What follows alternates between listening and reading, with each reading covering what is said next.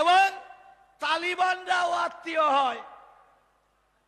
পাকিস্তানের লস্করি তৈবা, বাংলাদেশের জামাতি ইসলাম, যারা ভারতবর্ষে বিস্ফোরণ করে আমাদের মুখ্যমন্ত্রীর পরম আত্মীয় হয়, তাদের নাগরিকত্ব নিয়ে চেঁচামেচি করে, এদের নাগরিকত্ব দিতে চায়, উদ্বাস্তুদের দিতে চায় না। উদ্বাস্তুরা নাগরিকত্ব পাক, তারা চায়নি।